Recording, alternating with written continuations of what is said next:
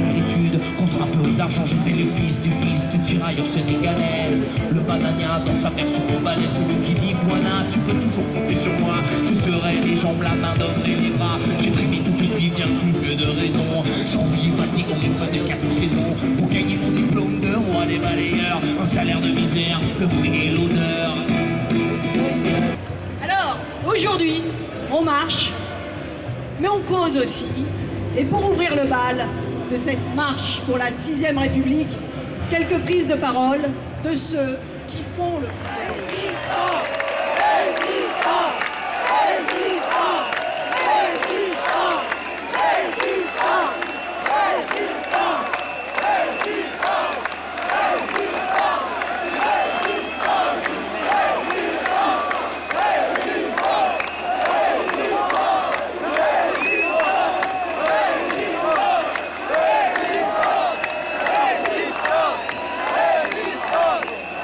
Nous voici de nouveau. Baissez les Là pancartes. où tout commence, quand il faut commencer en France, sur la place de la Bastille, place du peuple des rébellions et des révolutions. Aujourd'hui, nous célébrons 2 anniversaires et avec eux l'infinie patience du peuple, l'anniversaire des États généraux réunis qui pour la première fois affirmèrent la souveraineté du peuple face au souverain, et l'anniversaire de ce mai 2012 où, ayant réuni nos énergies sans barguigner ni négocier quoi que ce soit, seulement préoccupés d'atteindre nos propres objectifs, nous avons obtenu victoire contre celui qui incarnait l'austérité en Europe et le traité Mercosur par lequel nous avions été, nous, peuple français, odieusement trahis en faisant voter oui, ce à quoi nous avions d'abord dit non. C'est nous, les victorieux, qui venons ce jour, 200 ans après, dire nous sommes toujours le peuple souverain et aucun monarque, fût-il républicain, ne nous imposera jamais sa loi. C'est nous qui, un an après, disons, nous n'avons pas changé d'avis, nous ne voulons pas de la finance au pouvoir, nous n'acceptons pas les politiques d'austérité qui vouent notre peuple, comme tous ceux d'Europe, à une souffrance sans fin et dans objet. C'est nous qui commençons avec cette marche citoyenne, cette insurrection dont la patrie républicaine a besoin pour qu'il soit mis un terme à ces politiques qui nous conduisent sur tout le continent au désastre, comme seulement l'Europe est capable d'en enfanter lorsqu'elle ne contrôle plus les destins et l'histoire qu'elle veut se donner. Vous êtes si nombreux, ici et dans les rues autour, je peux le dire, moi, qui ai goût d'être le tribun du peuple, je peux le dire, aucune parole humaine ne parviendra jamais à exprimer la puissance que contient votre rassemblement, la patience qu'il exprime.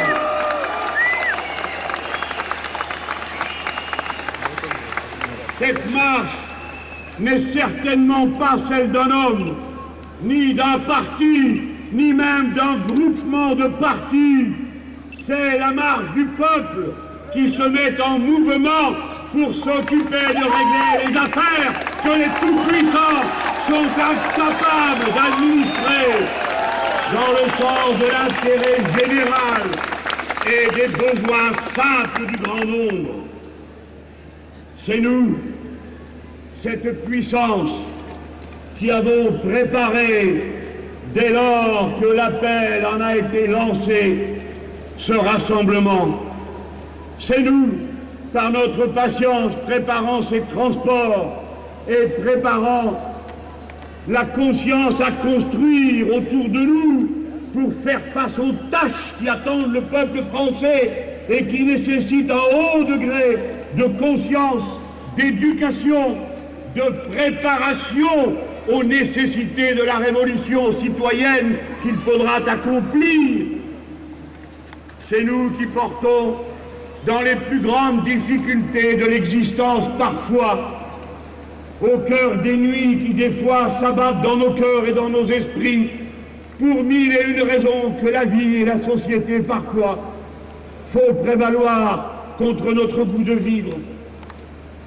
C'est nous qui portons en toutes circonstances la certitude de cette exigence morale que nous voulons transmettre à nos enfants, la certitude de cette joie qui naît en nous sitôt que nous observons les horizons promis, dès lors que nous exercerions notre pouvoir sur le destin et le futur.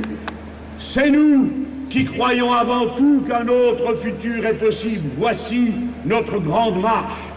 Elle s'inscrit dans la vague des marées citoyennes qui, à Madrid, qui à Lisbonne, non seulement ont déjà déferlé, mais déferleront bientôt de nouveau après cette marche-ci à Paris.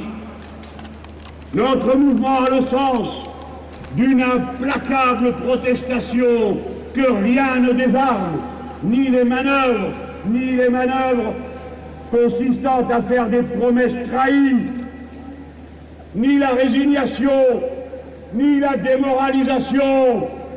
Une protestation sans faille contre les institutions monarchiques de la Ve République qui, en concentrant tous les pouvoirs sur une personne, déresponsabilise tous les échelons où chacun se sent permis d'être comme un petit monarque hors de tout contrôle. Ces institutions soi-disant stables qui ont été révisées 24 fois depuis leur promulgation et seulement 4 fois avec l'avis du suffrage universel. Ces institutions qui ont été modifiées une fois par an au cours des 10 dernières années sans qu'on ne demande jamais rien au peuple, alors que c'est à lui et à lui seul dorénavant d'être constituant.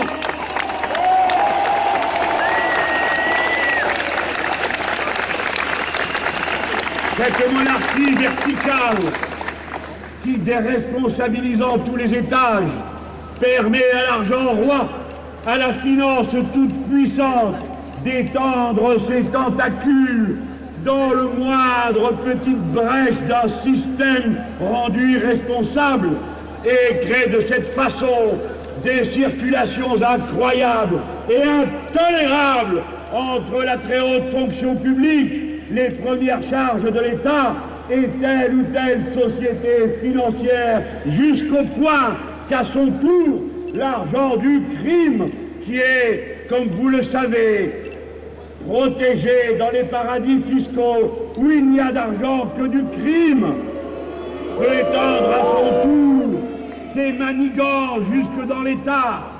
C'est pour en finir avec ce système que nous appelons à la convocation d'une assemblée constituante qui élirait des députés qui n'auraient été auparavant élus dans aucune assemblée et qui ensuite s'engagent à n'être jamais élus eux-mêmes dans aucune autre, de sorte qu'il n'est qu'un seul et unique travail à faire pour la gloire de tous, à inventer en contact avec le peuple et ses assemblées primaires la constitution dont nous avons besoin.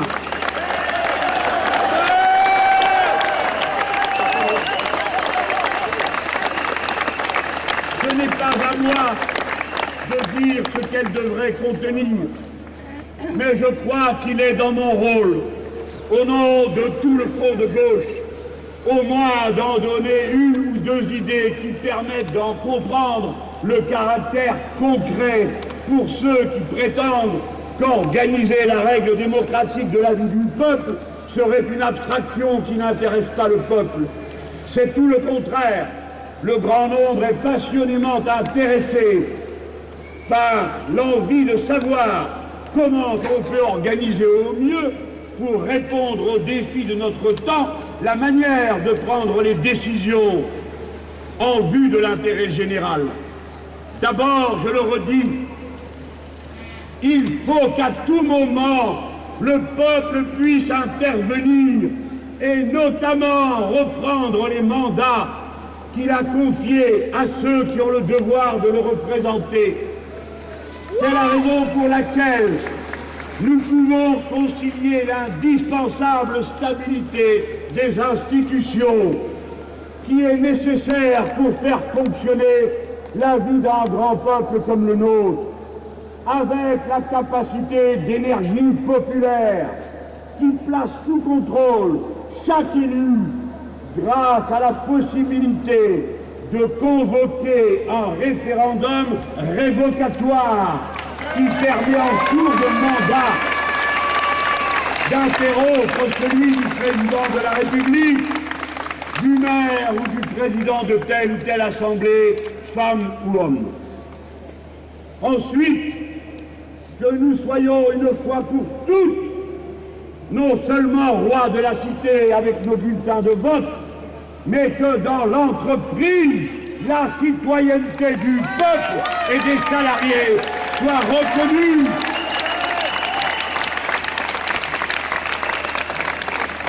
Et notamment, ce droit sacré par-dessus tout de préempter la propriété du moyen de production quand les travailleurs en sont d'accord pour que la propriété sociale et l'intérêt général succèdent à l'intérêt particulier et la propriété privée.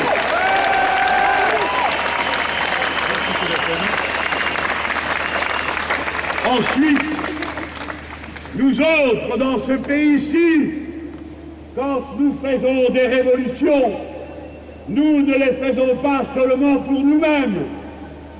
Nous ne les faisons ni pour une couleur de peau, ni pour une nationalité, ni pour une religion. Nous les faisons au nom des principes qui peuvent s'appliquer à l'humanité universelle tout entière. C'est pourquoi nous pèserons de tout notre poids pour que dans cette Constitution, nous prenions en charge notre premier devoir d'être humain, c'est-à-dire notre responsabilité devant l'écosystème qui rend la vie humaine possible. C'est pourquoi nous, Français, nous serons peut-être le premier peuple du monde, de ce côté-ci de l'Atlantique, à introduire dans notre Constitution la règle verte qui fait le serment que les êtres humains, du moins en France, ne prendront jamais davantage à la nature qu'elle est capable elle-même de le renouveler.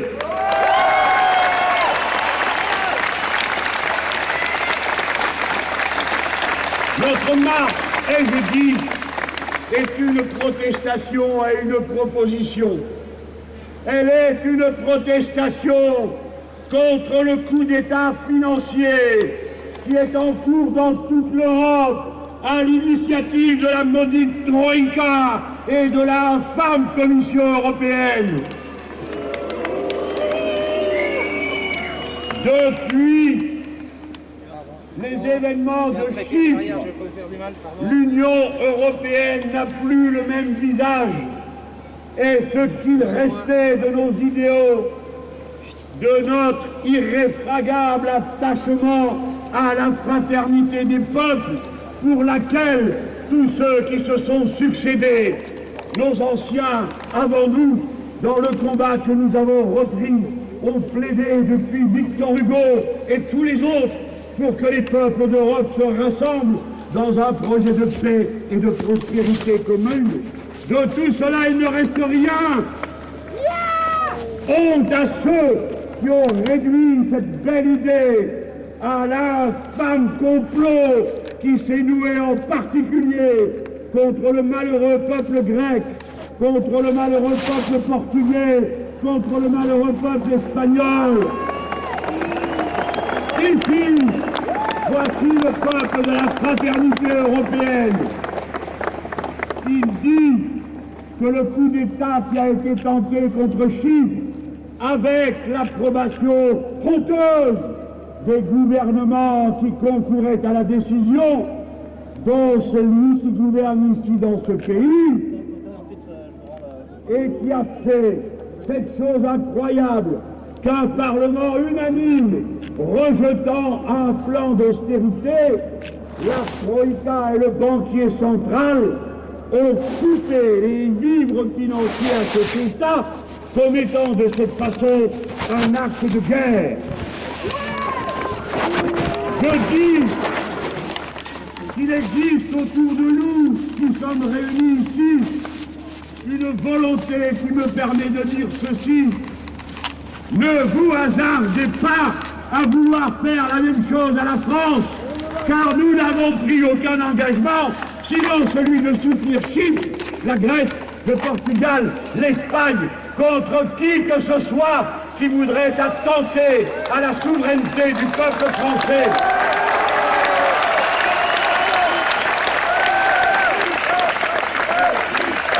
Si nous sommes capables de nous assembler comme nous le faisons aujourd'hui, craignez que nous soyons des millions à vous rejeter si vous osiez, je dis bien, si vous osiez suggérer de nous soumettre au traitement cruel auquel vous avez soumis les autres. Vous parlez à la deuxième puissance du continent et bientôt à sa première population. Voici ce que nous avons à dire, et je demande qu'on me démente si on le peut, comme on n'a pas pu le faire déjà dans une émission de télévision. Quelles que sont les leçons de l'histoire, nous savons que la dette qui a été contractée par les pays d'Europe, comme celle des États-Unis, ne sera jamais payée. Ce n'est pas un slogan, c'est une vérité. C'est un fait de l'histoire. C'est la raison pour laquelle nous disons que toutes les souffrances qu'on fait endurer au peuple sont inutiles, cruelles et pour ainsi dire sadiques, puisqu'elles ne mènent à rien, qu'elles n'ont aucun sens, et que plus on essaye de payer la dette, moins on y parviendra et plus elle se creusera. Voilà la vérité que je proclame depuis la place de la Bastille. Il faut choisir la paix plutôt que la guerre entre les peuples, qu'ils sont invités à se faire entre travailleurs, en payant dans chaque pays moins cher et chacun pleurant son bout de pain quotidien contre son voisin espagnol ou allemand. Il faut effacer la dette en la faisant racheter par le banquier central. Et au prix d'un peu d'inflation, nous serons débarrassés, car mieux vaut l'inflation que la mort, que la banqueroute ou que la guerre.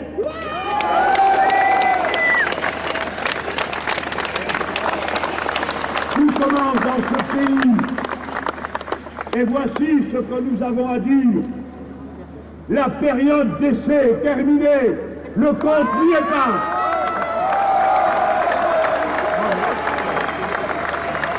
Et si vous ne savez comment faire, nous savons.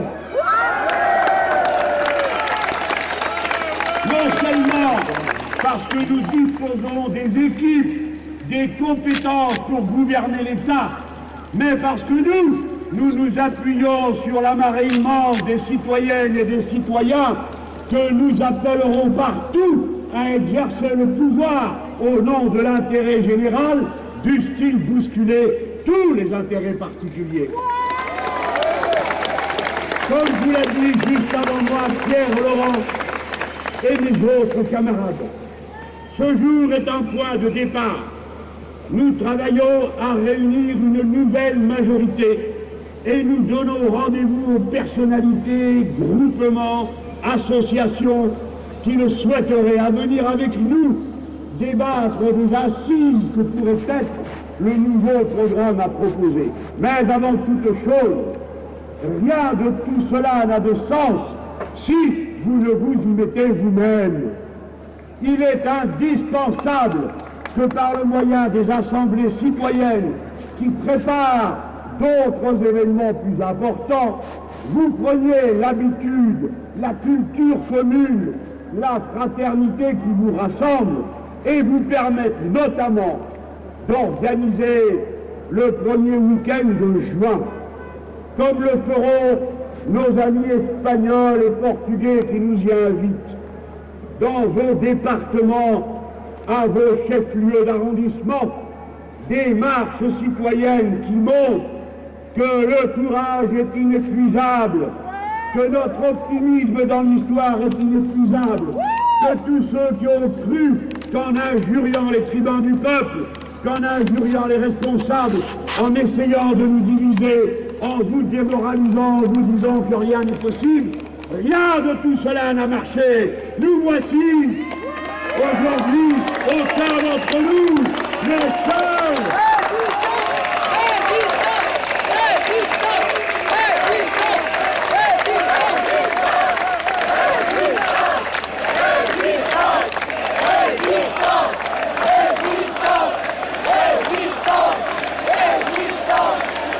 Mes amis, le 14 mai et le 16 mai, vous ne vous contenterez pas d'attendre le moment où le président de la République viendra vous annoncer que de toute façon, dorénavant, c'est comme auparavant.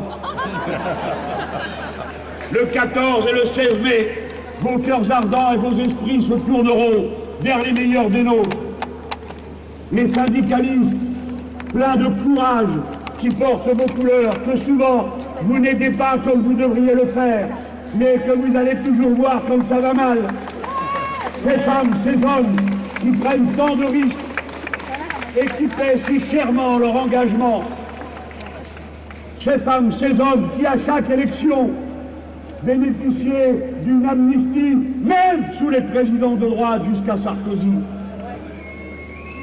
Après que le Sénat ait voté leur amnistie, voici que je ne sais qui, dans je ne sais quel bureau, ne s'occupant de personne, décrète qu'on devrait refuser de la voter à l'Assemblée nationale.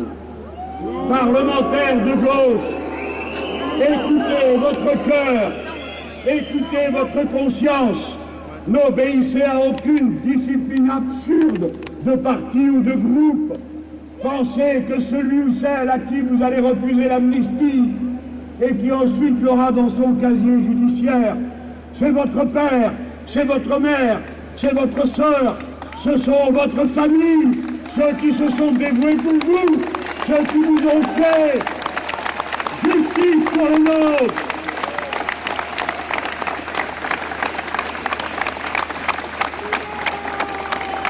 Voici le moment de conclure. Rentrez en vous-même, vous tous qui m'écoutez.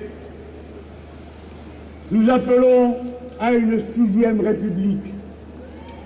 Cette 6e République, pour l'instant, est un mot d'ordre qui semble un peu lointain aux importants, aux belles personnes qui voudraient tellement que la précédente continue et avec elle le petit bal des copinages et des fraternités d'école. Mais cette idée mûrit dans notre peuple qui est adulte, conscient, responsable, qui n'a pas besoin de maître pour savoir ce qui est bon pour lui. Et le poète dit que quand une idée, ici c'est la 6e République, mais dans le cœur du grand nombre, rien n'est plus puissant, dit Victor Hugo, qu'une idée dont l'heure est venue. Rien ne sera plus puissant que ce mouvement que nous construisons ensemble et dont vous voyez qu'il s'élargit, qu'il n'appartient à personne, sinon qu'à vous-même. Ce mouvement, je vous le dis, va s'élargir et je vous appelle à le construire là où vous êtes. Écoutez-moi. Jean Jaurès dit « Nous savons par une expérience qui s'appelle la Révolution française qu'il ne faut jamais désespérer et qu'un jour ou l'autre, dans notre pays de France, la grandeur des événements répond à la grandeur de la pensée. Vive la République! Vive la sociale! Vive la France!